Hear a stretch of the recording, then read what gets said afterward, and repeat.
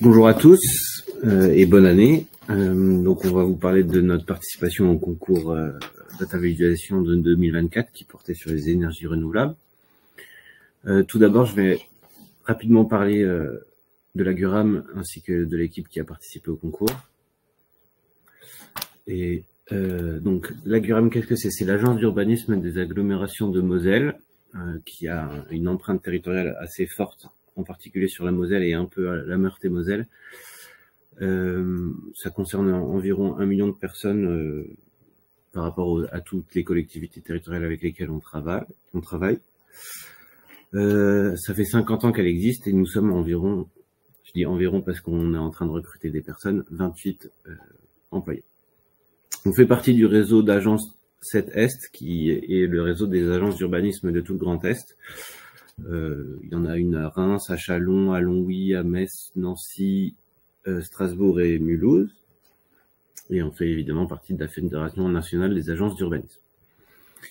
L'agence est composée de différents pôles et traite différents sujets qui sont à l'écran, mais en particulier celui qui nous intéresse aujourd'hui, c'est l'environnement, qui s'appelle le pôle environnement, énergie et climat. L'équipe qui a participé à ce concours, c'est Alexia qui n'est pas ici présente, qui est une chargée d'études en projet urbain et observation, Mathilde, ma camarade à ma gauche, qui est une assistante d'études en environnement et paysage, Marion Suer qui est la responsable du pôle environnement, énergie et climat, et donc c'est elle qui a, on va dire, avait le savoir sur ce qui concerne les énergies renouvelables, et moi-même, géomaticien et administrateur SIG. Pardon. Très bien. Donc ensuite, on va parler de notre réflexion sur les données du concours. Et je vais laisser ma camarade parler. Je vais vous présenter la visualisation. Donc, on avait axé sur la production d'énergie renouvelable en 2022. Donc, en termes d'introduction, on avait représenté par un graphique la part de chaque énergie renouvelable produite sur le territoire du Grand Est. Et puis ensuite, lié à la carte, donc on a créé une carte avec un fond de ratio par EPCI, donc avec le ratio représenté pour chaque EPCI, et par-dessus, on a un pictogramme qui représente la part de l'énergie représentée dans la production totale d'énergie renouvelable de l'EPCI. Et donc on a choisi de faire apparaître que les énergies qui représentaient plus de 50% en tout des énergies renouvelables de l'EPCI. Et donc, ce qu'on a trouvé intéressant en faisant cette carte, c'est qu'on pouvait un peu voir le paysage à travers cette carte du Grand Est, le paysage de l'énergie renouvelable. Donc, notamment avec la vallée du Rhin, par exemple, on voit tous les pictogrammes d'hydraulique renouvelable. Quand on voit les pictogrammes du bois, en général, c'est au niveau des PNR, donc le bois énergie. Et puis, on peut aussi distinguer les plaines de la Champagne-Crayeuse, où on a les pictogrammes d'éoliennes. Donc après cette carte, on a voulu voir qui étaient les meilleurs producteurs dans le Grand Est. Donc on a réalisé un top 3 qui est aussi relié à la carte et on s'est rendu compte aussi que les meilleurs producteurs n'avaient pas forcément un ratio élevé. Et ensuite, du coup, on a voulu voir par rapport à ça si la charge de production était bien répartie. Et on s'est rendu compte que non, puisque seulement 10% des EPCI assurent la production de 40% d'énergie renouvelable de la région. En rapport avec la charge de production et la carte, on a voulu regarder s'il y avait des EPCI passifs, donc c'est ceux qui sont au-dessus de 100%, donc représentés en vert foncé sur la carte, et donc on en a 4. Et ensuite, on a classé, donc aussi pour réaliser la carte, les EPCI en différentes classes, donc en fonction aussi de la moyenne du Grand Est, qui est de 26%. Et on s'est aussi rendu compte qu'au-dessus de 60% de ratio, on a 22 EPCI et dans ces 22 EPCI, on en a 15 qui avaient l'éolien en énergie renouvelable majoritaire.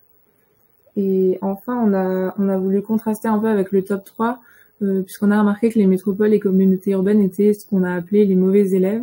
Donc en fait, même si par exemple la communauté urbaine du Grand Reims était deuxième dans le top 3 qu'on a réalisé en termes de production, toutes les métropoles et communautés urbaines ont un ratio très faible qui peut s'expliquer puisque la consommation est plus importante que le reste du territoire puisque les métropoles et communautés urbaines sont plus peuplées, mais du coup ça contraste avec le fait qu'elles sont de grandes productrices aussi.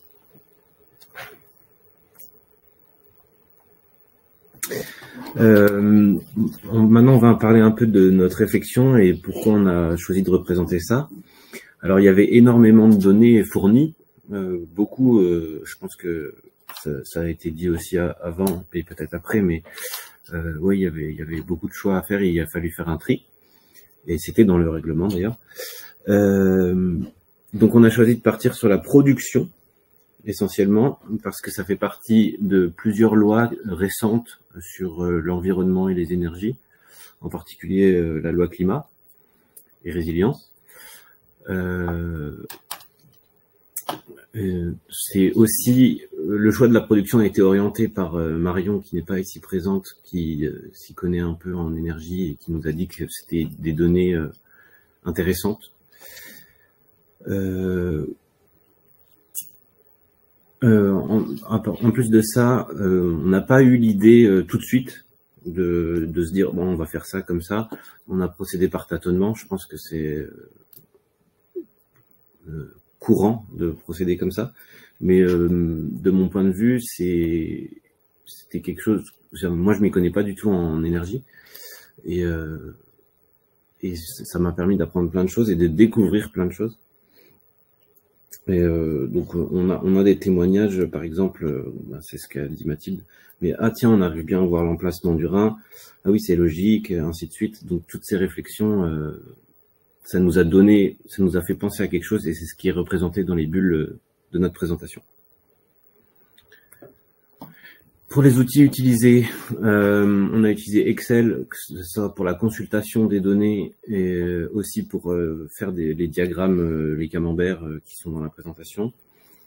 Moi, j'ai un réflexe, étant l'administrateur de données de l'agence. Dès que je reçois des données, je les stocke dans notre système de gestion de base de données qui est PostgreSQL, et avec l'extension PostGIS pour la spatialiser.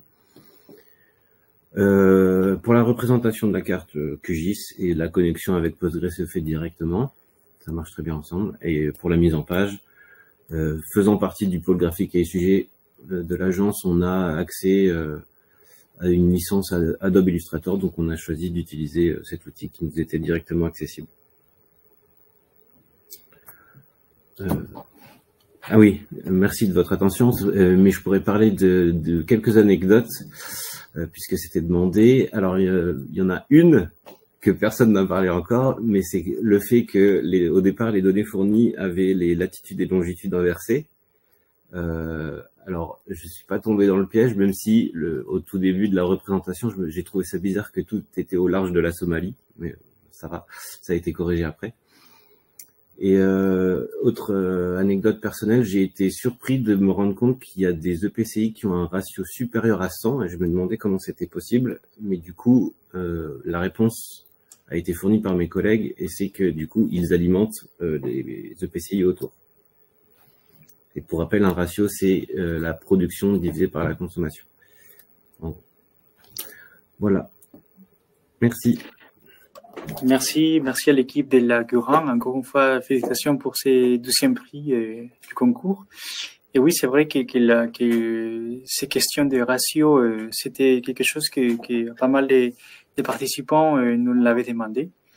Et heureusement, on a su répondre rapidement à cette demande, parce que c'était pas très cohérent en première vue qu'un ratio puisse avoir plus de 100%, mais bon, l'explication c'était très clair aussi.